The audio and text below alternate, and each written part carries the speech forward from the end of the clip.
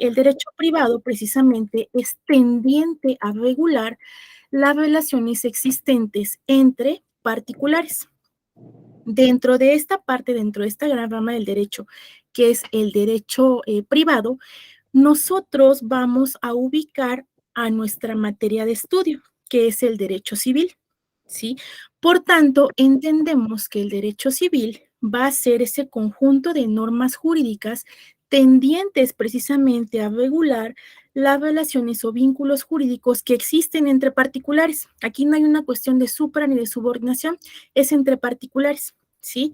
Llámese cualquier tipo de contrato, llámese de relaciones familiares, llámese de actos de traslación de dominio, de propiedad, ya sea entre vivos o con motivo de muerte. Si todo eso se encarga de regular el derecho civil.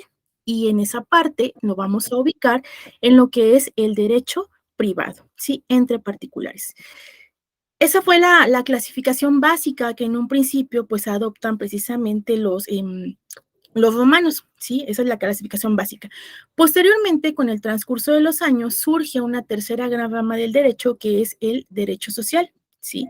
¿Por qué surge el derecho social? El derecho social surge como una respuesta precisamente a esta pugna que se da, estos movimientos sociales existentes que reclaman precisamente que se tenía que crear o tenía que clasificarse un conjunto de normas jurídicas tendientes precisamente a la protección de las clases o de aquellos que fueran desfavorecidos socialmente. Y surge entonces el derecho social. Por ejemplo, ejemplo de derecho social, tenemos el derecho del trabajo, el derecho de la seguridad social, ¿sí? Es derecho social, ¿sí? ¿Cuáles son las leyes que te puedo citar como ejemplo de derecho social? Pues la Ley Federal del Trabajo, ¿sí? Que efectivamente es proteccionista de la clase trabajadora y se encuentra encuadrada en esta parte de lo que es el derecho social. Sí, Gabriel, eso es Sí, como unos conceptos básicos para que tú en este momento pues puedas de alguna manera tal vez retomarme algunas ideas de lo que vamos a analizar la clase de hoy, ¿sí? sí, Sin embargo, en atención y realizando una retroalimentación de lo que vimos en nuestra primera clase y con el afán, Gabriel, de que tú puedas tener un panorama amplio de lo que vamos a estar estudiando, voy a hacer precisamente una retroalimentación de lo que trabajé con tus compañeros en la primera sesión, ¿sí? Voy a empezar a ok, presentar tu pantalla. Cualquier cosa, Gabriel, les comento, yo presento y pues pierdo la visibilidad. Si me dejan escuchar, si deja de cambiar, pues le pido que abran su micrófono y por favor, pues me digan cuál es la situación, por favor. ok, perfecto. ¿Sí me escucha ahí? Sí, claro que sí, Gabriel. Ok, sí. Sí podemos ver esta primera diapositiva, ¿verdad? ¿Sí? No, no la veo. ¿No se ve? No. Doctora Ventura, ¿usted tampoco la ve? Yo sí la visualizo. Sí. Y sí se ve, Dice, Marisa, dice Derecho sí se ve. Civil 2, Ya la patrimonio. veo. Ok, perfecto, muchísimas gracias. Sí, Gabriel, cualquier situación, pues estamos al pendiente. Esta es precisamente, pues es nuestro inicio, ¿no? El derecho civil 2, como yo te comentaba y como lo hemos analizado, el derecho civil 1, pues comprende todo lo que es derechos de persona, de personalidad. Estamos en el entendido, pues que de manera social tal vez todos nos hacemos denominar personas. De manera jurídica, el hecho de tener una personalidad, sí, a diferencia de las demás definiciones que pudieran otorgar las demás disciplinas, en el aspecto jurídico, el hecho de tener personalidad lo vamos a definir, por ejemplo, o para citar esta parte, cuando una persona, número uno, tiene la capacidad para contraer obligaciones, sí, con algún tercero. Derivado de eso, el hecho de que indiquemos que una persona tiene personalidad nos hace pensar en efecto que de manera jurídica deberá tener la mayoría de edad y evidentemente pues tendría que estar en pleno uso de sus facultades, tanto mentales como psicológicas, así como en esta parte mental. Pero aquí surge otra parte que también regula el derecho civil. Existen personas que se encuentran tal vez privadas de la razón, que tienen algún detrimento en su salud, ya sea física o mental, y de cierta manera pues tienen titularidad de cierto derecho, ¿Sí? ¿Qué pasa con ellos? Pues resulta ser que la ley los ampara y es entonces que surgen estas figuras tanto como de tutores, ¿sí? Que se van a encargar de velar precisamente por los intereses de aquellas personas que ante la ley los conocemos como incapaces, ¿sí? Entonces, esta es la parte de una cuestión jurídica. Las personas que tienen la personalidad de los entes, cuando vamos a tener capacidad legal. Si la ley es muy clara al señalar que en México pues alcanza precisamente esta perfección de capacidad, ¿sí? Al cumplir los 18 años. ¿Y qué es la capacidad? Pues es precisamente esta cuestión de poder adquirir obligaciones para con un tercero y de igual manera hacer o exigir el cumplimiento de nuestros derechos. ¿Sí? Esos son conceptos básicos que vimos en Derecho Civil 1, que trataba perfectamente o hacía hincapié en los derechos de la personalidad. En esta parte, en el Derecho Civil 2, pues nos vamos a abocar precisamente a todo lo que es el patrimonio, ¿sí?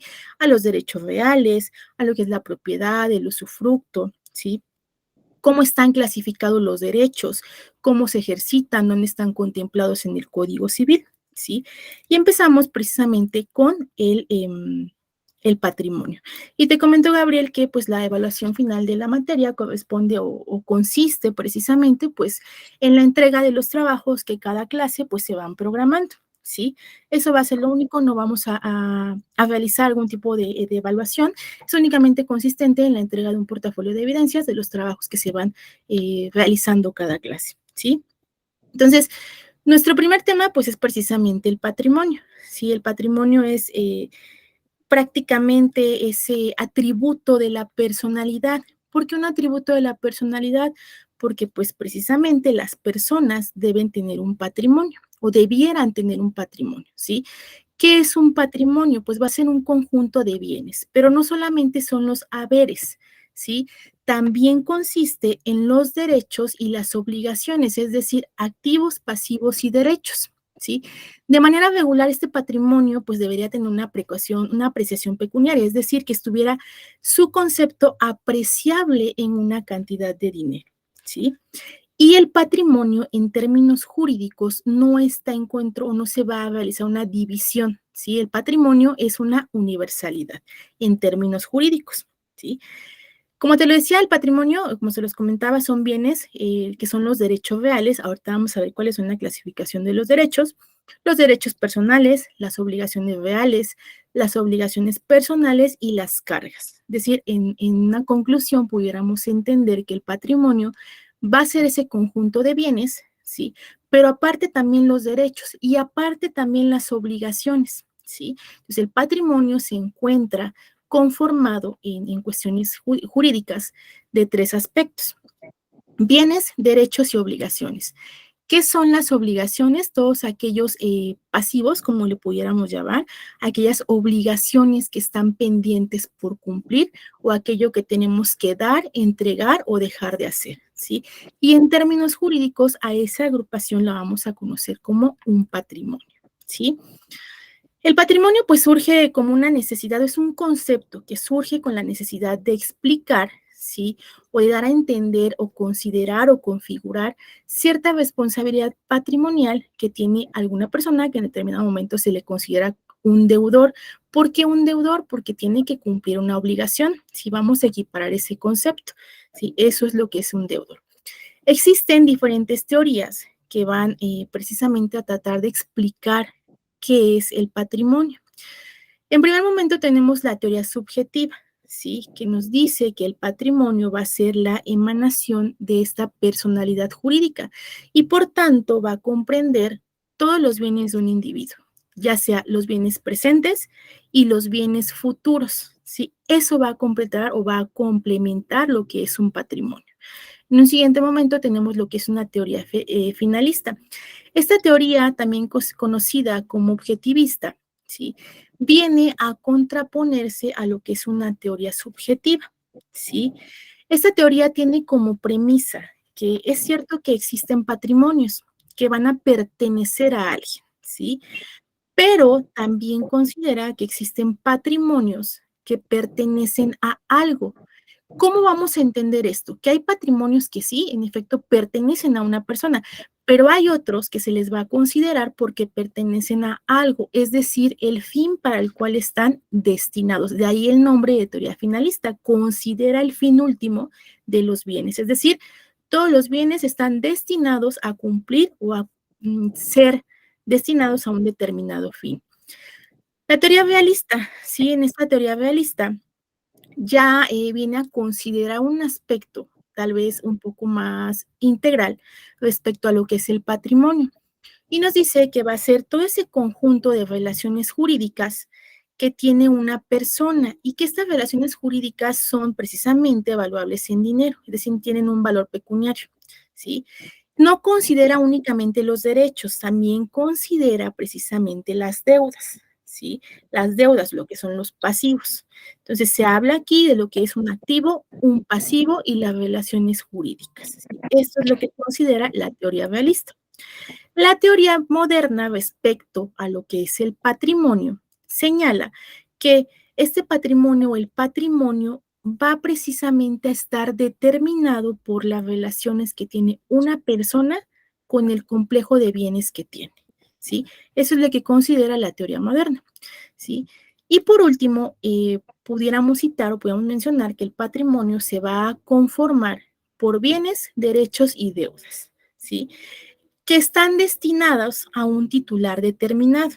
¿Sí? Este patrimonio, ¿para qué funciona o qué finalidad tiene? Satisfacer las necesidades del titular y aparte de las necesidades, también considera el hecho del cumplimiento de obligaciones, es decir, el pago de deudas que tuviera, o vamos a equiparar este concepto de deuda con obligación, frente a una tercera persona. Por eso se considera que el patrimonio es un atributo de la personalidad y aquí lo maneja este concepto. Deudas que tenga frente a terceras personas. Las únicas personas que son capaces o que tenemos esta capacidad legal, sí, somos aquellos que tenemos mayoría de edad, pleno uso de nuestras facultades mentales y físicas. Por tanto, entonces, si tenemos capacidad, tenemos este atributo de la personalidad que es el patrimonio, ¿sí? Entonces entendemos que son bienes, derechos y deudas, ¿sí? Estos derechos, a su vez, ¿sí? Los derechos que conforman este patrimonio, cuentan con una división y pudimos ver en diapositivas anteriores que mencionaba, bueno, derechos reales, derechos personales, obligaciones reales y obligaciones personales. ¿Cuáles son o cuál es esta definición? Vamos a empezar por clasificar cuáles son los derechos reales y los personales, ¿sí? Un derecho real, vamos a entenderlo como ese poder que es ejercido por una persona sobre una cosa, ¿sí? El derecho real es ese poder, esa facultad de usar, de disponer, de vender, de trasladar el dominio precisamente de una cosa. ¿Por qué? Porque una persona es titular de un derecho real. En contraposición tenemos lo que son los derechos personales, ¿sí? Es el poder de una persona sobre otra. Y en estos derechos personales vamos a entenderlos de una manera. No es que una persona sea dueña de otro o que una persona pueda ejercer por la materia civil un poder sobre otra. Vamos a entender un derecho personal, por ejemplo, en el caso de los contratos, ¿sí? ¿Por qué? Un contratante tiene el poder de exigir sobre otro el cumplimiento de lo acordado en este consenso de voluntades que es un contrato. Eso es un ejemplo de un derecho personal y un ejemplo de un derecho real puede ser precisamente esta o lo que conocemos como propiedad, ¿sí? O la propiedad de un bien inmueble. Tenemos propiedad. ¿Sí? ¿Cómo lo vamos a acreditar? Pues obviamente con un documento que esté debidamente validado ante un notario público, es decir, una escritura probablemente, si en un régimen de propiedad. Ese es un derecho real. Con esa propiedad que tal vez podemos ostentar sobre un bien inmueble, ¿sí? Ejercemos ya un poder, ¿sí? Es decir, una persona ejerce un poder directamente sobre una cosa. Con esto se le faculta precisamente para realizar cualquier tipo de acto sobre esta propiedad, ¿sí? ¿Sí entendemos hasta aquí esta diferencia entre un derecho real y un derecho personal? Sí, sí me pueden decir, si queda clara Sí. esta diferencia que existen entre los derechos personales y los derechos reales. Ahora, vamos a concatenar ideas. ¿Por qué estamos estudiando la clasificación de los derechos? Porque decíamos, el patrimonio, sí, el patrimonio son conjunto de derechos, ¿sí? Conjunto también de obligaciones. Bueno, ¿y los derechos? ¿Qué son los derechos? Los derechos se dividen en derechos personales y derechos reales, ¿sí? Los derechos reales son aquellos que se ejercen de una persona sobre una cosa. Derechos personales se ejercen de una persona a otra persona. Claro ejemplo, pues un contrato. ¿Por qué? Porque tenemos esa factibilidad de exigir lo que ha sido pactado en un documento previamente, ¿sí? Los derechos personales. ¿Sí pueden ver esta diapositiva en su computadora? Sí, sí. Ok, perfecto. Muchas gracias, Gabriel. Los derechos personales, sí, surgen precisamente de esta facultad, de esta voluntad de crear relaciones entre personas. Y estoy hablando de relaciones jurídicas, ¿sí? Estas relaciones jurídicas pues se crean por diversas necesidades, ¿sí? Y atienden precisamente a la autonomía y a la voluntad. Nuevamente, retomando el ejemplo de un contrato. Un contrato es un consenso de voluntades donde debe de mediar autonomía y voluntad de las partes. ¿Qué voluntad? ¿Por qué autonomía? Porque obviamente deben tener esa situación, esa voluntad, ¿sí? Sin que exista coercibilidad para que puedan pactar, ¿sí? Un contrato, precisamente, únicamente lo van a poder realizar las personas que tengan capacidad jurídica. Y nuevamente repito, ¿quiénes tienen capacidad jurídica? Las personas que tienen la mayoría de edad, en México los 18 años, y que se encuentran en pleno uso de sus facultades físicas y mentales. Tenemos capacidad si cumplimos esos supuestos. Por tanto, podemos entablar relaciones jurídicas con terceros. Y esas relaciones jurídicas traen consigo o generan derechos y obligaciones, ¿sí? Nuevamente, y retomando el caso del contrato, cualquier tipo de contrato, ya llámese de arrendamiento, contrato de usufructo, contrato de prestación de servicios profesionales, cualquier tipo de contrato trae aparejado consigo derechos y obligaciones para ambos contratantes, ¿sí? En tanto, tenemos que también un contrato va a ser un ejemplo de estos derechos personales, ¿sí? ¿Qué pasa en esta cuestión de los derechos reales? ¿Sí? En los derechos reales tenemos esta definición, decíamos, ¿qué es un derecho real? Es aquella facultad que tiene una persona sobre una cosa, ¿sí? Ahora bien, tenemos aquí dos conceptos, concepto de bienes y concepto de cosas. ¿Creen que exista diferencia entre estos dos conceptos? Pregunta. ¿Consideran que existe diferencia entre el concepto de bienes y el concepto de cosas? ¿No? ¿O es lo mismo? ¿Para ustedes es lo mismo concepto de bienes y concepto de cosas? No, maestra, es distinto. ¿En qué radica esa diferencia? ¿En qué la pueden puntualizar de manera breve? En cuestión de bienes, estamos hablando, como usted lo mencionaba, en terrenos, en propiedades, y en cosa no, porque es muy distinto. Ahí ya entraríamos a lo mejor en el ejemplo que usted estaba diciendo de usufructo o la parte de arrendamiento, de los contratos de arrendamiento, porque un contrato de arrendamiento se le da a aquella persona que no es dueño de la tierra, pero sin embargo se la está rentando. Ok, perfecto, muchísimas gracias, gracias. Bueno, en esta parte resulta trascendental puntualizar la diferencia entre estos dos conceptos, porque probablemente en la práctica e inclusive en la lectura que realicen de algún tipo de teoría, doctrina o llámese de la ley, ¿sí? Tenemos que los bienes son todos aquellos, ¿sí? Que pertenecen a un patrimonio, ¿sí? El bien o los bienes son las cosas que están prestando una utilidad para el hombre y son susceptibles de apropiación, ¿sí? Todos los bienes son cosas, pero no todas las cosas son bienes, ¿sí? Y en eso lo podemos resumir. Sí, el bien, o vamos a empezar a definir este concepto, los bienes son todos aquellos que tienen un dueño, por así decirlo. Todos los bienes, por tanto, son cosas, pero no todas las cosas son bienes, porque existe en este caso, y como lo pudimos ver en la clasificación de los bienes, ¿sí? Que no todos se encuentran o no todos tienen un dueño determinado, por así llamarlo, ¿sí? Esa va a ser la diferencia. Las cosas, pues obviamente las cosas son todo lo que ocupa un lugar en el espacio de manera libre y sin dueño. Y los bienes son este conjunto de cosas que han perdido, por así decirlo, su libertad porque ya son apropiadas o ya pertenecen a una persona, ¿sí? Eso vamos a entender.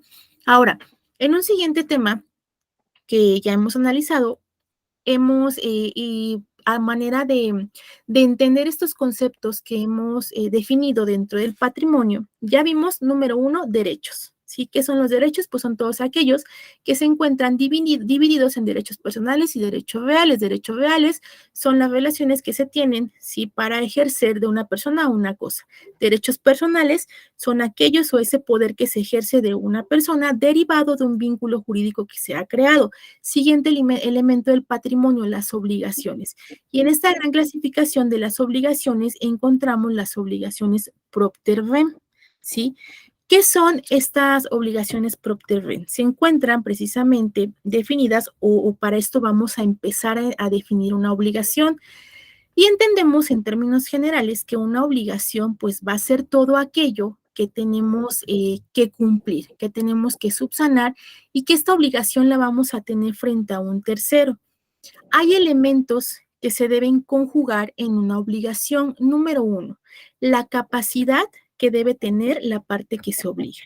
Y en esta cuestión, siempre que hablemos de esos términos, nos referimos a la capacidad jurídica. Entonces, para que exista una obligación, ¿sí? Legalmente reconocida, deberá tener la persona que la contrae, es decir, la persona que se obliga, capacidad jurídica, ¿sí? Segundo elemento, las obligaciones en términos jurídicos deberán tener un objeto cierto y posible, ¿sí? Toda obligación que se contraiga por la materia jurídica deberá tener un objeto cierto y posible, es decir, que sea algo que realmente pueda realizarse, que algo que realmente pueda cumplirse, ¿sí? Tercer elemento, deberán tener una causa justa, ¿sí? Y por último, la cosa, ¿sí? O sobre lo que se esté pactando, deberá ser cierto y posible, ¿sí? La materia de la obligación deberá ser cierto y posible. Ese es en términos jurídicos lo que es una obligación, ¿sí? Ahora bien, todas las obligaciones tienen por objeto 3 partes, ya sea existen obligaciones de dar, obligaciones de hacer, o las obligaciones que consisten en dejar de hacer, ¿sí? Las obligaciones están configuradas o se van a agrupar precisamente en estas tres situaciones, ya sea tengo la obligación de dar, tengo la obligación de hacer o tengo la obligación de dejar de hacer. Y así están precisamente configuradas las obligaciones. Ahora bien, las obligaciones propter rem, ¿qué significa esto? Son prácticamente las obligaciones reales, ¿sí? Estas obligaciones reales o las obligaciones propter rem, ¿sí? Se ocupan para designar a todas aquellas obligaciones nacidas para una persona por su relación, ya sea de dominio, de posesión, sobre un derecho real, ¿sí?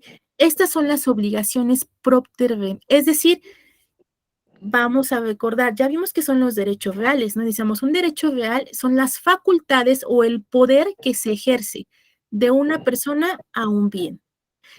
Pero como dice la premisa, a todo derecho hay una obligación. A los derechos reales surgen las obligaciones propter rem, es decir, las obligaciones reales, ¿sí? Y estas obligaciones, que tal vez en distintas lecturas, en distintas teorías, también se les conoce como obligaciones ambulatorias. ¿Por qué ambulatorias? Porque van a depender del tiempo que la persona ostente un derecho real sobre una cosa, ¿sí? Entonces, estas obligaciones propter rem se van a ocupar para designar a las que nacen o las obligaciones nacidas para una persona por ejercer un derecho real sobre una cosa. ¿Sí? Esas son las obligaciones propter rem. Por ejemplo, de la propiedad, de este régimen de propiedad, que es un derecho real que puede ostentar una persona, ese es un derecho, pero a ese derecho de propiedad también surge una obligación, ¿sí? Que es el de mantener el bien, tal vez un bien inmueble en buenas condiciones, realizar los pagos que se determinen por conducto de la ley, ¿sí? Tal vez a un derecho de servidumbre. De igual manera surge una obligación. Mantener, por ejemplo, la servidumbre de paso intacta, realizar o mantener el bien común en buenas condiciones. ¿Sí? Entonces, a todo derecho real surge una obligación real. ¿Por qué? Por el simple hecho de que podemos ostentar precisamente pues algún derecho real. ¿Sí? Ahora bien, y aquí en esta parte, digan ustedes, ¿cuál es la diferencia entre una propiedad y una posesión? ¿O es lo mismo para ustedes o cuál es la diferencia que existe? ¿O consideran ustedes que es lo mismo propiedad y posesión? O de igual manera, si ustedes me dicen, desconozco, no tengo Yo, en este momento yo algún... pienso que la propiedad es algo que ya es mío Ok, y la ¿y posesión la es posesión? algo que yo voy a tomar en algún futuro. Ok, muy bien, muchísimas gracias. En esta parte, a pesar de que posesión y propiedad están agrupados de entre los derechos reales, resulta ser que no es lo mismo. La propiedad nos faculta para usar, disfrutar y disponer de nuestro bien, ¿sí? Y la posesión únicamente nos faculta para usar y disfrutar. ¿Qué hay de diferencia? Posesión y propiedad en estos tres características que he dado, la disposición. ¿En qué consiste o cómo vamos a entender la disposición? Que medía y precisamente que es una facultad o que es una característica de la propiedad, que al ser propietario, como lo mencionaste, tú puedes en cualquier momento enajenar, trasladar tu propiedad, ¿sí? Ya sea por un acto entre vivos, por una cuestión post-mortem, por alguna donación, por alguna compraventa, se puede hacer esa disposición de ese bien y eso únicamente es con la propiedad. En cambio, en la posesión, tú tienes el uso, podemos tener el uso de un bien, ¿sí? Podemos disfrutar de ese bien y de los frutos que se den de ese bien, pero no podemos disponer, no podemos trasladar en ningún momento ese derecho que tenemos sobre ese bien del cual estamos hablando, ¿sí? Y prácticamente esa sería la diferencia. Efectivamente, podemos estar ejerciendo tal vez propiedad sin posesión. ¿Cómo sería esta parte? ¿Cómo se imaginan que se ejerza propiedad sin posesión? ¿Les suena a algo esta cuestión en la vida práctica? ¿Cómo ejercemos propiedad sin posesión? ¿Cómo se lo imaginan? ¿No? O sea, Ok, puede ser algo así más o menos como la propiedad es mía, pero aún no tomo posesión legal como una ok, tierra, por decirlo, que ya me la heredó mi padre como propietario, pero aún no me da los derechos de cesión, la cesión de derechos. ok, perfecto, muy bien, gracias. En este caso, en la propiedad, recordemos que este régimen de propiedad, el régimen de propiedad se configura o termina de constituirse cuando de manera legal y atendiendo a la normativa que se encuentra establecida de manera civil, si se cuenta ya con la documentación que nos acredita en un régimen de propiedad, ¿sí? Un claro ejemplo y un ejemplo muy sencillo pudiera ser, tenemos la propiedad sobre un bien inmueble, ¿sí? ¿Por qué tenemos, cómo acreditamos la propiedad? Pues con una escritura, ¿sí? En este caso, en este ejemplo, sí, es un ejemplo. Podemos acreditar la propiedad con una escritura, pero puedo tener no posesión, ¿por qué? Porque yo tal vez estoy firmando un contrato de arrendamiento con una tercera persona y esa tercera persona tiene la posesión porque es la que lo está usando y la está disfrutando, ¿sí? Ahí tenemos propiedad, pero no tenemos posesión, ¿sí? Ese es un ejemplo muy sencillo, ¿sí? Recordémosle que la posesión es el uso y el disfrute que hay sobre un bien. La propiedad nos va a permitir ejercer facultades expresas para disponer de ese bien, es decir, en cualquier momento por el simple hecho de acreditar, de ostentar, de presumir propiedad con los documentos que cumplan los requerimientos legales, pues nosotros podemos realizar cualquier acto traslativo de dominio, ¿sí? Esa es prácticamente, pues, la cuestión básica, ¿sí? Ahora bien, dentro de esta parte de lo que son los bienes, ¿sí? Los bienes tienen una clasificación. Para ser exactos, y la clasificación que estudiamos en las clases anteriores, pues es la que está contemplada en el Código Civil, ¿sí? Del Estado de Veracruz, donde realiza un bosquejo, realiza una estructuración acerca de la clasificación de los bienes. Comentaba yo que en efecto es importante conocer cómo es que la normativa civil realiza esta clasificación, esta agrupación de bienes. ¿Por qué? Porque resulta ser que a partir de esta clasificación, a partir del artículo 791 al 825, tocantes al Código Civil del Estado de Veracruz, de manera subsecuente, ahora ya nos habla únicamente de cuáles son las acciones que van a proceder, ¿sí? En determinado caso, es decir, en determinados bienes. No en todos caben las mismas acciones de reclamación, no en todos asiste el derecho para realizar una acción, ¿sí? Por eso es importante que se conozca cuál es la clasificación de los bienes que nosotros encontramos en el Código Civil. Ahora, en esta parte, sí quiero puntualizar, y como te comentaba, como les comentaba, nosotros de manera federal existe también un Código Civil, lo que vamos a conocer como el Código Civil Federal. El Código Civil Federal, como su propio nombre lo dice, tiene jurisdicción o tiene validez en toda la República Mexicana. Sin embargo, sí, únicamente tendrá validez de aplicación supletoria. Sí, vamos a quedarnos de aplicación supletoria. ¿Por qué? Porque resulta ser que cada estado de la República Mexicana, si nosotros estamos configurados, estamos nacidos como una federación, ¿sí? Es el conjunto de estados que forman precisamente la República Mexicana. Y dada la autonomía que nos otorga la Constitución a cada uno de los estados que forman la federación, cada estado tiene su propia normativa, ¿sí? Cada estado. Así es que, por ejemplo, pues el estado de Veracruz tiene su Código Civil, el estado de Puebla tenemos nuestro Código Civil, el estado de Oaxaca tiene su Código Civil. Cada uno de los estados va a contar con su Código Civil. ¿Por qué? Nuevamente, porque va a atender precisamente en este caso, cuando existe, y quiero poner un ejemplo, cuando existe alguna controversia tendiente a tal vez un bien inmueble, ¿sí? Vamos a aplicar la ley del lugar donde se encuentre ese bien inmueble, ¿sí? Ahora bien, por ejemplo, si existe tal vez una disputa sobre un bien inmueble que se encuentre en el estado de Oaxaca, pero las personas que van a empezar este litigio viven ya sea en la ciudad de Veracruz o en la ciudad de Puebla, ¿cuál ustedes creen que sea la ley que se va a aplicar? Donde se encuentra el inmueble. Donde se encuentra el inmueble, sí que en este caso, por ejemplo, es el estado de Veracruz. Sí, ahí es. Ahora, nuevamente, si nuestra controversia es de materia civil, pues tendremos que atender a la normativa civil, que es en este caso Código Civil del Estado de Veracruz y el Código de Procedimientos Civiles para el Estado de Veracruz y los demás aplicables, ¿sí?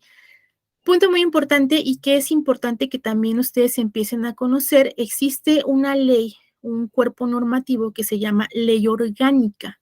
¿Sí? La ley orgánica de cada estado tiene la ley orgánica de su poder judicial. ¿Sí? Porque el poder judicial, ante el poder judicial que está compuesto obviamente de órganos judiciales que son juzgados, que son tribunales, marca en esta ley orgánica cómo es que están divididas las autoridades, dónde está precisamente ubicado la cabecera judicial o el distrito judicial, ¿sí? Porque como ustedes se podrán dar cuenta, por ejemplo, en este caso de Veracruz, no todos los municipios van a tener algún juez civil, ¿sí?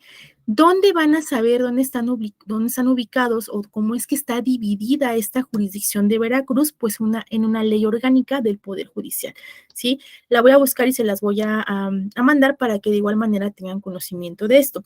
Ahora, en este caso que nosotros estamos analizando precisamente lo que es nuestro Código Civil únicamente va a contener precisamente la descripción de todas aquellas características, de todos aquellos derechos, obligaciones.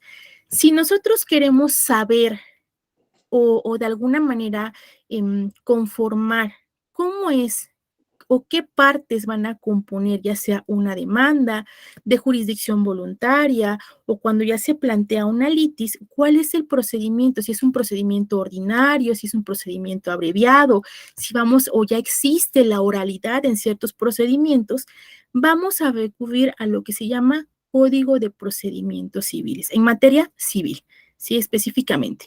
La materia penal tiene su propia normativa, sí, y nuevamente reitero, en este momento no vamos a entrar al estudio de los procedimientos, porque aquí estamos empezando a analizar, a conocer cuáles son los derechos y obligaciones y las acciones tocantes en materia civil. Procedimiento, pues, se verá en materia subsecuente, ¿sí? Entonces, nuevamente retomando la clasificación de los bienes, ¿sí? En el Código Civil del Estado de Veracruz, nos dice que las cosas o los bienes se van a clasificar, ¿sí? Por su naturaleza. Y nos dice, existen bienes muebles, los bienes inmuebles o los bienes raíces, que de igual manera tienen una subdivisión que son los bienes vacantes, ¿sí? Por otra parte están los bienes muebles. Los bienes muebles se clasifican en fungibles y no fungibles y los mostrencos, ¿sí? En esta parte, doctora Ventura, pude ver su actividad, muchísimas gracias. No sé si de manera muy breve nos pudiera comentar cuál es la diferencia entre un bien vacante y un bien mostrenco. Claro que sí, maestra, un momentito. Los Gracias, bienes vacantes son los inmuebles que no tienen dueño.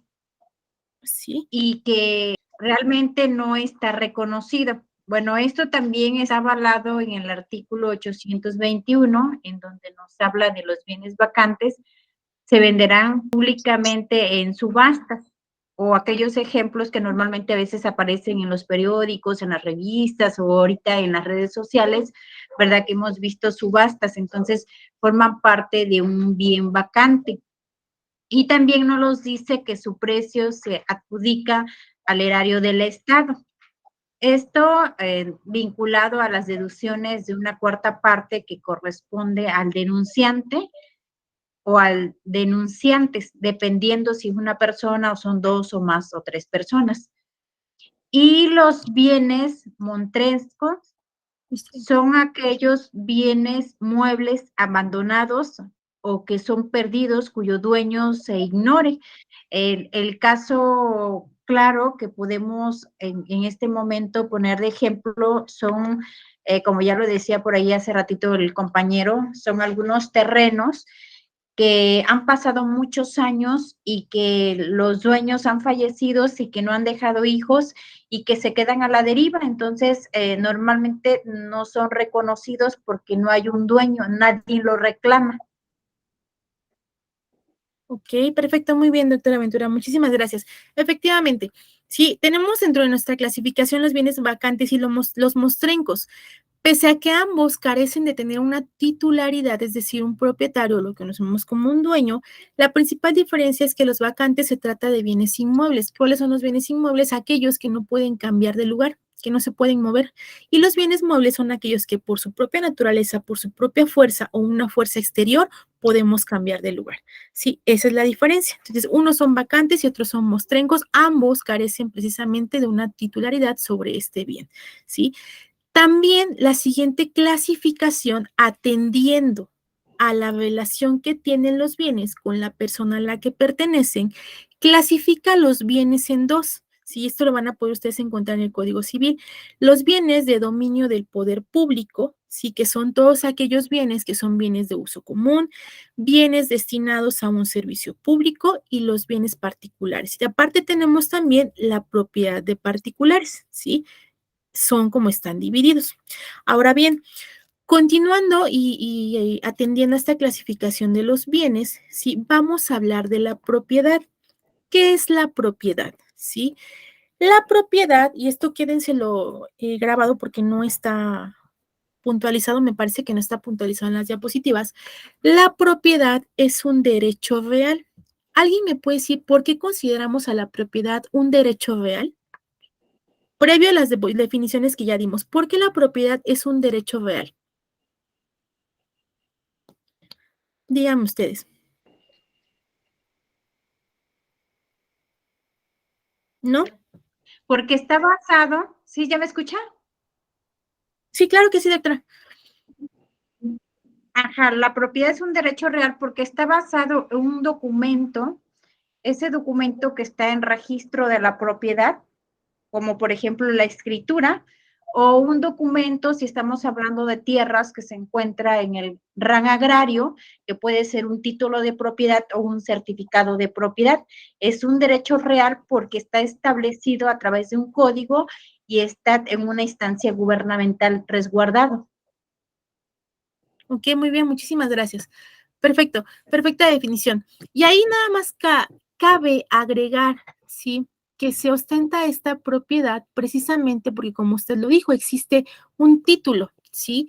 Ya sea algo o un documento que está archivado o está precisamente en el Registro Agrario Nacional o bien en el Registro Público de la Propiedad, ¿sí? Tenemos ese documento que acredita la titularidad. Por tanto, ¿sí? La propiedad va a traer consigo los beneficios, sí, que son uso, fruto y abuso, ¿sí?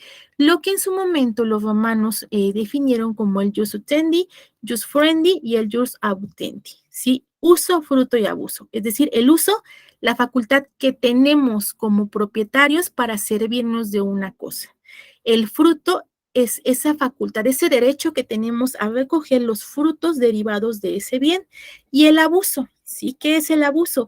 Pues eso, ese derecho que tenemos de poder consumir las cosas que deriven, ¿sí? De nuestro bien o disponer de las cosas o de la propiedad o de este bien de manera definitiva, ya sea que queramos realizar un acto traslativo de dominio, que queramos destruirla o que queramos enajenarla, así que es la compraventa.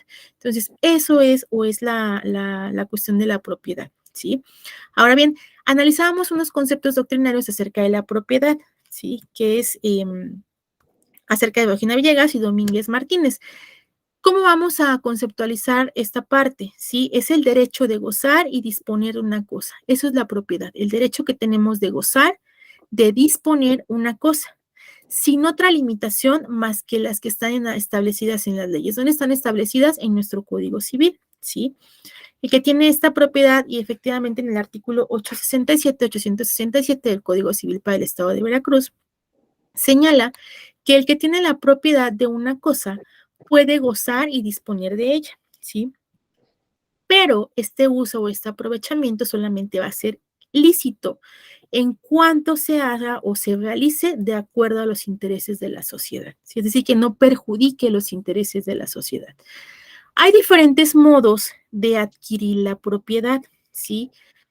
¿Qué son esos modos? Son hechos o actos jurídicos, ¿sí? Hechos o actos jurídicos que determinan que una persona va a obtener el derecho de una propiedad sobre una cosa, ¿sí?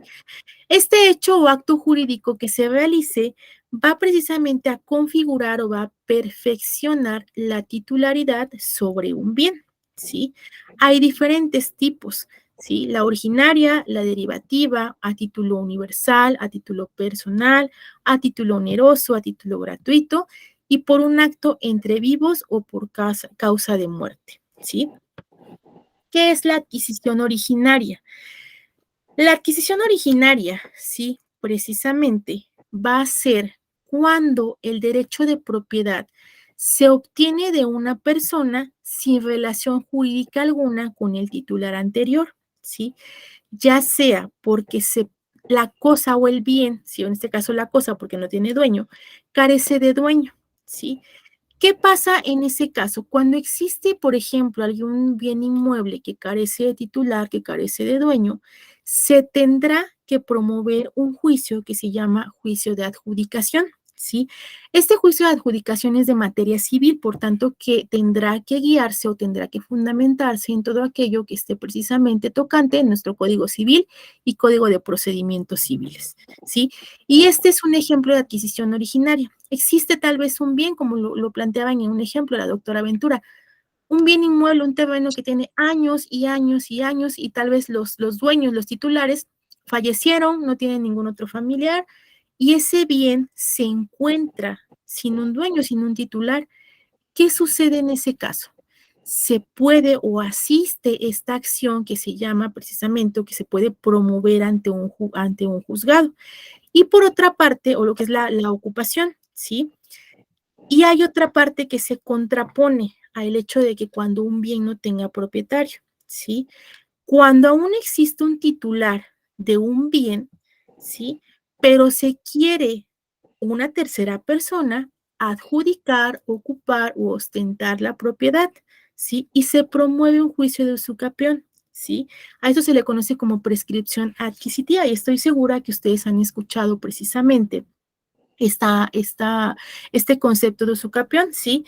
Esta figura jurídica que se encuentra contemplada, pues obviamente en el Código Civil y en el Código de Procedimientos con sus reglas generales, ¿sí? En términos generales puedo señalar que el juicio de usucapión consiste en aquel que es promovido por una persona que durante cierto número de años ha detentado la posesión de cierto bien del cual ostenta la propiedad otra persona.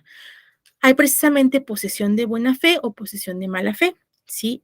¿Dónde están estas características en nuestro Código Civil? Y eso lo vamos a analizar más adelante, pero son ejemplos de adquisición originaria, ¿sí? No existe una relación con el dueño anterior, pero sí existe el derecho para promover una acción legal para que, de cierta manera, se pueda ostentar este derecho de propiedad. Elementos de la adquisición originaria. Deberá ser unilateral, es decir, no existe voluntad del propietario o no hay a quien reclamarle esa propiedad, por tanto es unilateral. ¿Quién es la única persona que existe? La persona interesada en detentar esa propiedad. Siguiente, pues obviamente el elemento material, por ejemplo, un bien inmueble. Sí, y la prescripción, ¿qué es la prescripción? Es ese periodo de tiempo que la ley señala en el cual se pueden perder ciertos derechos. Por ejemplo, derechos reales. Eso lo llamamos prescripción adquisitiva, ¿sí? La adquisición derivativa, ¿sí? Se va a producir cuando la adquisición de la propiedad trae causa en un titular anterior y esta deriva de una relación jurídica con él. Elementos de la adquisición derivativa. Tenemos en el medio la propiedad, pues obviamente que debe de existir, el enajenante y el adquiriente. Un ejemplo muy sencillo que podemos citar de esto es, por ejemplo, pues un contrato de compra-venta, ¿sí? Existe relación jurídica. ¿Cómo se establece relación jurídica? Mediante un contrato, ¿sí? Está un contrato que es un consenso de voluntades, ¿sí? Existe la voluntad, se crea esta relación jurídica sobre una propiedad y tenemos las personas intervenientes. El enajenante, que es la persona que va a ceder ese derecho real, y el adquiriente, ¿sí? Que es la persona que va a adquirir precisamente ese derecho, ¿sí? Obviamente para ambos hay derechos y obligaciones, ¿sí? Las adquisiciones a título universal, ¿sí? Son aquellas mediante las cuales se va a transferir un patrimonio en su universalidad jurídica, es decir, derechos y obligaciones, activos y pasivos. Las adquisiciones a título personal. A título personal es donde únicamente se va a transmitir o a transferir una parte debidamente señalada de un patrimonio. A título oneroso, ¿sí? A título oneroso, es decir, que genera una carga para quien está adquiriendo. En estas adquisiciones a título oneroso, el adquiriente va a pagar un valor, ya sea en dinero, en un bien o un servicio, a cambio de que le sea precisamente cedida la propiedad de un bien en el que recibe, ¿sí? Claro ejemplo de esto, pues un contrato, como es la compraventa, una permuta, algún tipo de sociedad. Y también en esta parte de adquisición a título oneroso, pudiéramos citar una donación, ¿sí? La donación se encuentra dividida en una donación onerosa o una donación a título gratuito, ¿sí? Donación onerosa implica una carga para la persona que está recibiendo, una carga ya sea monetaria, una carga de realizar algún tipo de acción o dejar de realizar algún tipo de acción, pero implica una obligación, ¿sí? Y en la donación a título gratuito, pues es lo que conocemos como una donación pura, ¿sí? Que igualmente es un acto de traslativo de propiedad, pero no trae aparejada consigo algún tipo de contraprestación por parte de la persona que recibe la donación, ¿sí? Estos son los ejemplos. Ahora bien, la transmisión de la propiedad, ¿sí? ¿Cómo se va a transmitir la propiedad? Con motivo o atendiendo a la causa, ¿sí? Hay dos. Una por acto entre vivos. Esto no es diferente a lo anterior, ¿sí? Son diferentes formas de clasificarlo. Pero si nosotros analizamos la forma de transmitir la propiedad atendiendo, ¿sí?, a la causa, tenemos que se transmite propiedad ya sea por acto entre vivos o por causa de muerte, ¿sí? Y aquí tenemos ejemplo. El contrato va a ser una transmisión de propiedad por un acto entre vivos, ¿sí? La herencia va a ser una forma de transmisión de propiedad derivada de una causa de muerte, ¿sí? La accesión, ¿qué es la accesión? Sí, va a ser el derecho que se tiene precisamente sobre todos los frutos que se tenga sobre un bien. La ocupación, el usucapión y la adjudicación, sí, también son formas de adquirir propiedad. En este caso, como yo les decía, la ocupación y la adjudicación son procedimientos judiciales que se tienen que dirimir o que se tienen que presentar cuando no tenemos la propiedad de un bien y no se tiene tal vez algún dueño señalado. Sí, como mencionaba en ese ejemplo de existen bienes inmuebles que llevan muchos años abandonados y que no se pueden, no se tiene un dueño definido. Sí se puede promover una adjudicación o una ocupación, pero ojo aquí, no todos los bienes o no todo lo que encontremos por ahí o un bien inmueble que no tenga dueño podrá ser sujeto de ocupación o de adjudicación. ¿Sí? ¿Por qué? Y lo pueden ver en esta diapositiva. La propiedad particular, ¿sí? La propiedad particular, es decir, aquella que pertenece al uso de una persona o que pertenece al patrimonio de una familia o de varias personas, ¿sí? Viene a estar limitada, ¿sí? ¿A qué se limita? A que todos los minerales, sustancias y aguas que se encuentren dentro de esta propiedad particular no van a formar parte, valga la redundancia, de esta propiedad particular. ¿Por qué? Porque resulta ser que minerales, sustancias y aguas son propiedad de la nación, pese a que se encuentren en alguna propiedad particular. ¿Dónde está el fundamento de este? Artículo 27, y perdón, me faltó ahí, artículo 27, párrafo cuarto y quinto, ¿sí? De la Constitución Política de los Estados Unidos Mexicanos, ¿sí? Es decir, si en este momento, en nuestra propiedad debidamente acreditada y ostentada, existe algún yacimiento, digamos esto de algún mineral, de algún tipo de sustancia, de agua, tal vez de litio, ¿sí? No va a poder ser propiedad del particular, es propiedad de la nación, dado lo que está precisamente contemplado en el artículo 27, párrafo cuarto y quinto de la Constitución Política de los Estados Unidos Mexicanos. Por tanto, todas esas sustancias, si pese a que tal vez se encuentran en propiedad o en los ámbitos o en el ámbito territorial de una propiedad particular, pues no podrán formar parte de esto. ¿Sí? Nuevamente, ¿por qué? Porque está contemplado así en el artículo 27, párrafo cuarto y quinto de la Constitución Política de los Estados Unidos Mexicanos. Y aquí ya les decía, precisamente, y se preguntarán ustedes, bueno, pero ¿por qué si el Código Civil dice eso, ¿Por qué le voy a hacer caso a la Constitución?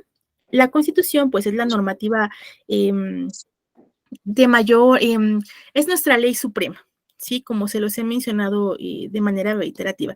La Constitución goza de ese carácter supremo, goza precisamente de una característica que se llama supremacía constitucional, ¿sí?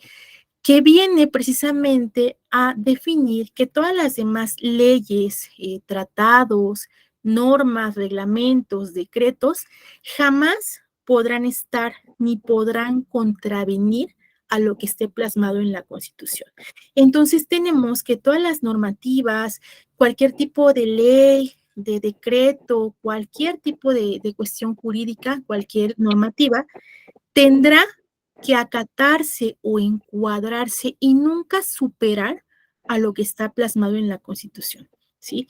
De igual manera, los tratados internacionales de los cuales México forme parte y haya reiterado o que tendrán que ser o jamás tendrán que sobrepasar lo que la Constitución pugna o lo que la Constitución señala, ¿sí? Es por eso que en este caso es cierto que el Código Civil contempla lo que es la propiedad particular, pero marca la excepción que tiene que atender, y el 27 constitucional nos señala cuáles son los bienes propiedad de la nación, y en el párrafo cuarto y quinto señala que todos los minerales, sustancias y aguas que se encuentren en el subsuelo serán considerados propiedad de la nación. Por tanto, nuestro Código Civil tendrá que atenerse a lo que está marcado en la Constitución, ¿sí?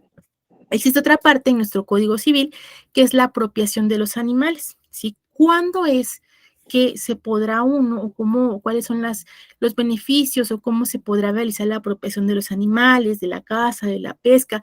¿Quiénes tienen derecho a apropiarse? ¿Cómo va a proceder esta apropiación? ¿Sí? Siguiente cuestión o siguiente tema o siguiente tópico que aparece en nuestro Código Civil acerca de la propiedad, la apropiación de los tesoros, ¿sí? ¿Qué entendemos por esto? Por apropiación de tesoros. Cualquier bien que se encuentre, ¿sí? Llámese tal vez oro o cualquier otra bien que se considere un tesoro, ¿sí? Va a pertenecer al que lo descubra, pero en su propiedad. Es decir, va a pertenecer al dueño de la propiedad.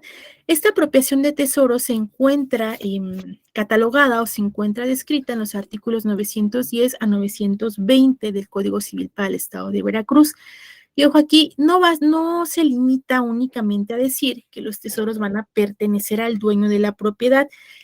Menciona puntualiza sobre varios supuestos, ¿sí? Puede ser que en efecto exista un acuerdo previo entre el dueño y la persona que lo descubre. ¿Qué parte le corresponderá al dueño de la propiedad? ¿Qué parte le corresponderá a la persona que lo descubrió? ¿Dónde se encuentra eso descrito? Artículo 910 a 920 de nuestro Código Civil, ¿sí? Siguiente concepto, la accesión, ¿sí? ¿Qué es la accesión? La accesión viene a ser esta propiedad de los bienes, ¿sí? La propiedad da derecho a que también podamos ejercer, ¿sí? Sobre todo aquello que en determinado momento pudieran producir nuestros bienes, ¿sí? Ya sea también lo que se les una o se incorpore natural o artificialmente. Esta es la accesión. ¿Alguien levanta su mano? Sí, maestra, yo. ¿No? Yo tengo una duda. Espera, dígame. Sí, antes de que pase a este nuevo tema, en cuestión de la apropiación de tesoros, algo que ahorita usted está mencionando y me llama la atención, de lo que abarca el artículo 910, el 920 del Código Civil, que efectivamente es oro, cobre o acero, petróleo, según el mineral que se encuentre en la tierra, forma parte, ahora sí, del Estado. Pero entonces, ¿qué sucede cuando en un terreno existe arena o existen los llamados bancos de arena y el propietario hace una empresa de ello? ¿Hay algún trámite, hay algún convenio con el gobierno del estado para manejar, Ok, porque se en esa supone parte, que entra dentro de la utilidad. Ujú. no, aquí hay una diferenciación. Y ojo aquí, una cuestión son minerales, sustancias y aguas. Minerales, sustancias y aguas. Se encuentran comprendidos en el artículo 27, párrafo cuarto y quinto, ¿sí? Que son propiedad de la nación. Y por otra parte tenemos apropiación de tesoros, ¿sí? Entonces, únicamente nos marca nuestro Código Civil, sí, eso sí, sería importante que ustedes lo realizaran una lectura porque nos marca, todo tiene que ser o todos ciertos bienes son de propiedad particular, exceptuando minerales, sustancias y aguas que se encuentren contempladas en el párrafo cuarto y quinto del artículo 27 constitucional. Minerales, sustancias y aguas, párrafo quinto y cuarto, ¿sí? Lo que se encuentra descrito en párrafo cuarto y quinto de la Constitución es propiedad de la nación, ¿sí? Solamente eso.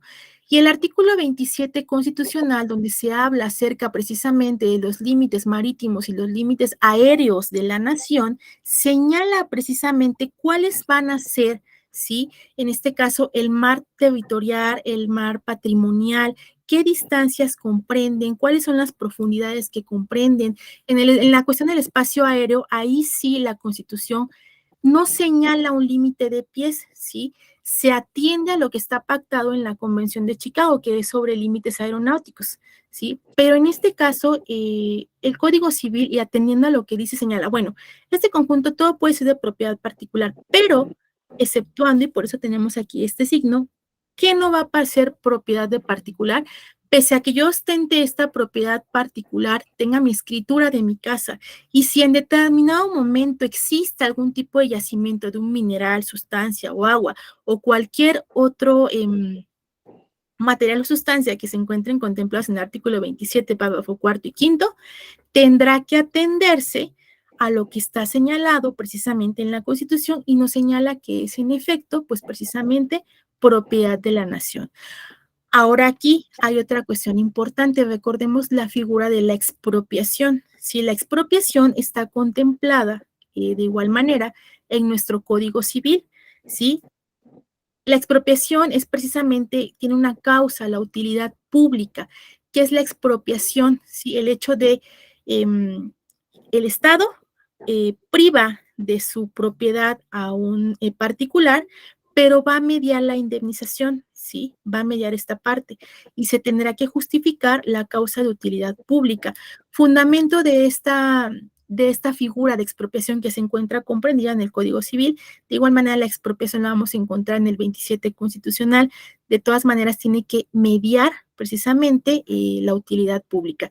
Y en esta parte, en esta duda que usted me mencionaba acerca de los yacimientos de arena, existen algunos procedimientos donde en efecto el Estado adjudica si el uso o tal vez la explotación, ya sea para fines económicos o de estudio, a particulares, entendiendo como particulares a personas morales. Sí, esa es la parte. Pero en esta situación, nuevamente, propiedad particular resulta ser cualquier tipo de bienes o de patrimonio, exceptuando minerales, sustancias y aguas que contempla el 27 constitucional. Y si ustedes realizan una lectura del 27 constitucional, hace precisamente esa diferenciación o nos señala cuáles son los bienes propiedad de la nación, habla acerca de la expropiación, cuáles van a ser los límites territoriales de la federación, ¿sí? Entonces, esa es prácticamente, y otra cosa es precisamente la apropiación de tesoros. La apropiación de tesoros la vamos a encontrar en el 910 al 920 del Código Civil para el Estado de Veracruz, ¿sí? Es diferente la apropiación de tesoros a minerales, sustancias y aguas que se encuentren en propiedad de un particular. ¿Sí, doctora?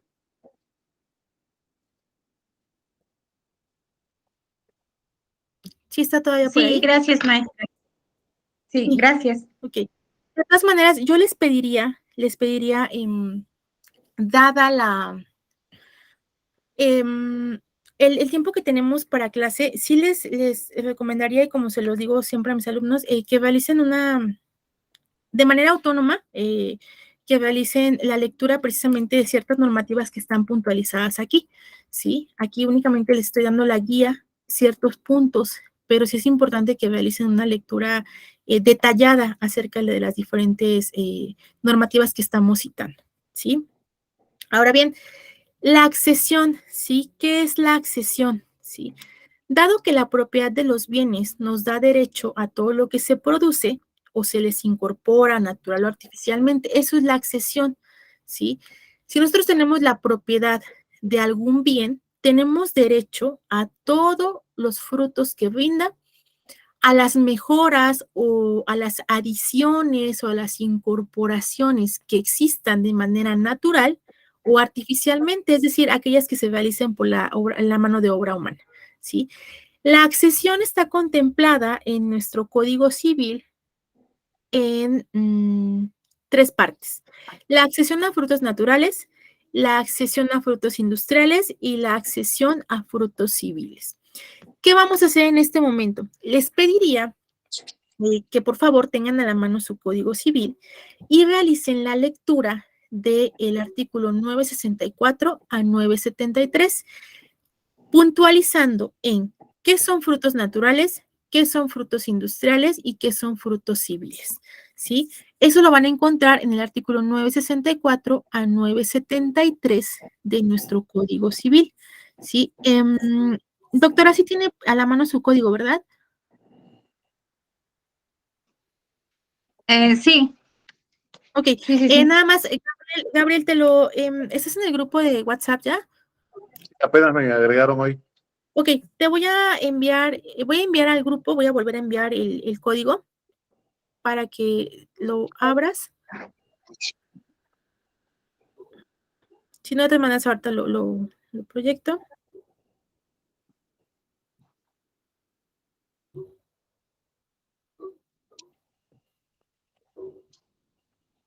A ver. ¿Ya terminó tus clases? Todavía no.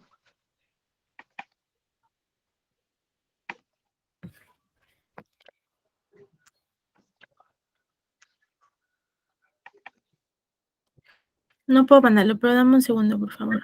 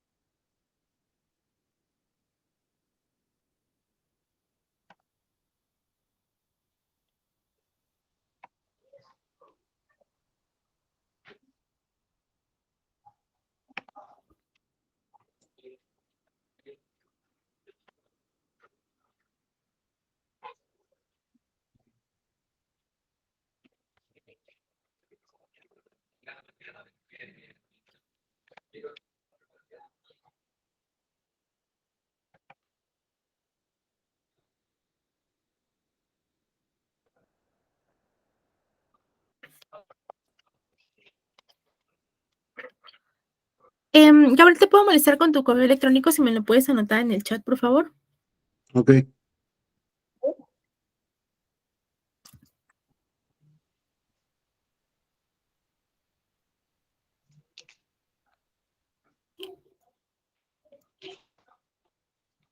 Ya lo envié.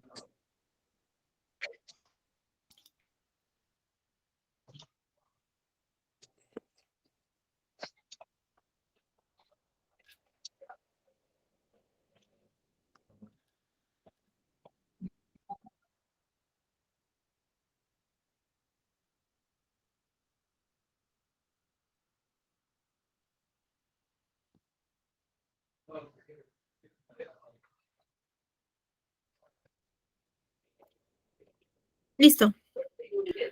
Ya deberías tener el código en tu bandeja.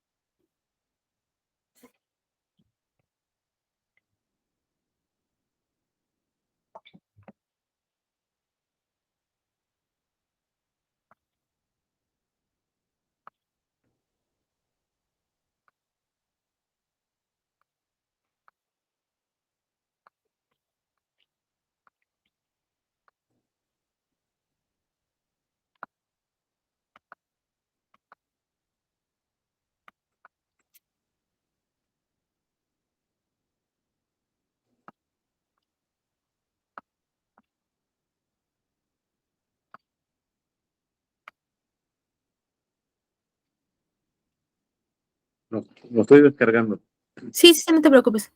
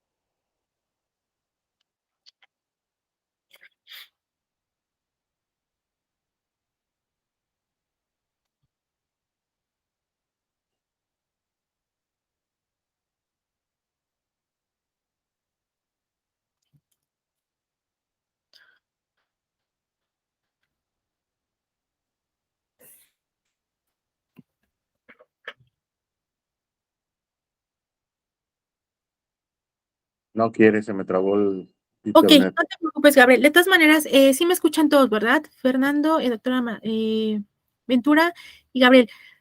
Esta actividad se va a quedar precisamente como parte de las actividades que vamos a, o que me tendrán que estar enviando para la conformación de nuestro portafolio de evidencias, ¿sí? Basándonos en nuestro Código Civil, precisamente el hecho de que me puntualicen ustedes, derivado de la accesión, cuáles son la accesión a frutos naturales, a frutos industriales y a civiles. Sí, esa esquematización de cuáles son, de acuerdo, puntualizando en nuestro Código Civil. Ahora, para continuar, les voy a mostrar mi pantalla. Quiero que vean esta parte precisamente.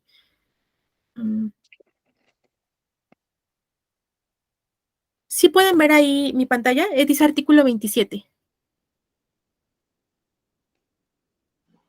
¿Sí lo pueden ver? Sí. Ok. Este es el artículo 27 constitucional. Sí, el artículo 27 constitucional, como se los mencionaba, puntualiza acerca de cuáles bienes son propiedad de la nación. Sí, artículo 27 también puntualiza acerca de los límites que hay precisamente del Estado mexicano, o cuáles van a ser considerados propiedad de la nación. Es el fundamento también de la expropiación, ¿sí? Por tanto, este artículo 27 constitucional es el fundamento precisamente a lo que veíamos de la propiedad privada, de la apropiación precisamente, qué pasa con aquellos minerales, con aquellos yacimientos tal vez de algún tipo de sustancia, o qué va a pasar precisamente con algún tipo de yacimiento, ya sea de petróleo, de litio, y que se encuentre en propiedad privada. Recordemos, vamos un poco más atrás. Los bienes se clasifican de acuerdo a la relación que guarden con su titular. Hay bienes de propiedad privada y bienes propiedad del Estado o propiedad de la nación, ¿sí? Equiparando estos conceptos. ¿Qué va a pasar o cuáles son las excepciones a la propiedad privada? Es decir, aquello que pertenece a un particular. Señala el artículo 27 constitucional que la propiedad de tierras y aguas comprendidas dentro de los límites del territorio nacional van a corresponder a la nación, ¿sí? La nación, ahí señala, ha tenido y tiene el derecho de transmitir el dominio de ellas a los particulares, y de esa manera se va a constituir la propiedad privada, ¿sí?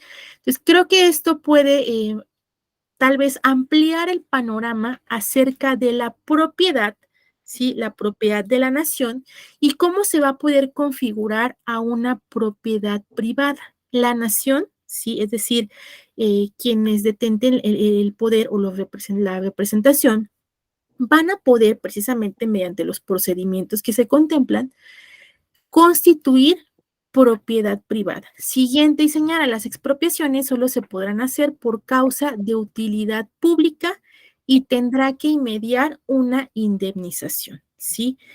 ¿Qué es la expropiación? Lo señalaba, es el hecho de privar a alguien de su propiedad porque esa propiedad tiene un beneficio o se va a obtener una causa de utilidad pública, ¿sí? Y si la persona es privada de su propiedad por una causa de utilidad pública, tendrá necesariamente que mediar una indemnización, es decir, se le tendrá que otorgar un beneficio económico. Ahora, decíamos en el anterior, ¿cuáles son las excepciones a la propiedad privada que están contempladas en nuestro Código Civil? Y señalaba el párrafo cuarto y quinto, ¿sí? Que tenemos precisamente aquí. Dice, corresponde a la nación el dominio directo de todos los recursos naturales de la plataforma continental y los zócalos submarinos de las islas, de los minerales o sustancias que en vetas, mantos, masas o yacimientos constituyan depósitos cuya naturaleza sea distinta a la de los componentes de los terrenos, ¿sí? Por ejemplo, minerales de los que se extraigan metales y metaloides utilizados en la industria, los yacimientos de piedras preciosas, de sal gema y salinas formadas directamente por las aguas marinas, ¿sí? Y ahí amplía precisamente todas esas sustancias, materiales, metaloides, metales, sales, salinas, gemas, que pese a que se encuentren en una propiedad privada, ¿sí? Pero son de naturaleza distinta al terreno en el que se encuentran, pues van a ser propiedad de la nación. Y por otra parte, para que vayamos adelantando un poco a lo que vamos a hacer de la propiedad de las aguas, que está marcado también en el Código Civil, señala, ¿sí? La propiedad de las aguas, ¿sí? Y dice que son propiedad de la nación las aguas de los mares territoriales, ¿sí? En la extensión y términos que fija el derecho internacional, las aguas marinas interiores, las lagunas, los esteros que se comuniquen permanentemente o intermitentemente con el mar. Artículo, por tanto, artículo 27 constitucional, párrafo quinto, que es este, ¿sí? Señala lo concerniente a la propiedad de las aguas de la nación, ¿sí? Ahora, vamos a ver esa nuestra presentación. ¿Sí la pueden ver aquí? Sí. Ok, perfecto. Ahora, atendiendo a lo que ya leímos de nuestra Constitución y ya vieron, 27 constitucional es el fundamento de propiedad de la nación, tanto en cuestiones de terrenos o de bienes inmuebles, así como propiedad de las aguas. Párrafo cuarto y párrafo quinto. Sí, el párrafo quinto es tocante a la propiedad de las aguas y ahí señala cuáles van a ser las aguas que son propiedad de la nación, ¿sí? El Código Civil, sí, una vez que lo hemos leído, lo hemos interpretado, podemos concluir que pueden sujetarse a las disposiciones del Código Civil, ¿sí? Esta propiedad de las aguas, ¿sí? Pero, ¿cuáles son o qué régimen de propiedad de aguas se va a sujetar a la Constitución y cuáles al Código Civil, ¿sí? Todas aquellas que no se encuentren contempladas en nuestro párrafo quinto del 27 constitucional, que es tratante a propiedad de aguas, tendrán que regirse por las disposiciones del Código Civil, ¿sí? ¿Sí entendemos esta parte? ¿Sí? Vamos a considerar lo que dice nuestro 27 constitucional, párrafo quinto, ¿sí? Pero, ¿qué pasa si en el estado de Veracruz, ¿sí? Y nuevamente, porque estamos aplicando el Código Civil del estado de Veracruz, ¿sí? Hay un supuesto, ¿sí? Tal vez de la existencia de tal vez alguna cuestión que tenga que ver con el agua y que no se encuentre contemplada en el artículo 27 constitucional. Y alguien quiera ostentar la propiedad privada, ¿sí? De esa porción de agua. ¿Qué va a pasar? ¿A qué nos tenemos que acatar? A lo que se encuentra establecido en el artículo, en el Código Civil, tratante a la propiedad de las aguas. Entonces, en términos generales, todas las aguas o todas las descripciones acerca de la propiedad de agua perteneciente a la nación, ¿sí? Se encuentran descritas en el artículo 27 constitucional. Si existe algún supuesto que no esté contemplada en el párrafo quinto del 27 constitucional, se tendrá, sí, que dirimir esa propiedad tocante o atendiendo a las disposiciones que se encuentren contempladas en el Código Civil. En este caso, en el Código Civil para el Estado de Veracruz, en el entendido que esa propiedad de agua se encuentre en el Estado de Veracruz. ¿Sí entendemos esta parte o lo enredé mucho? Dígame, por favor.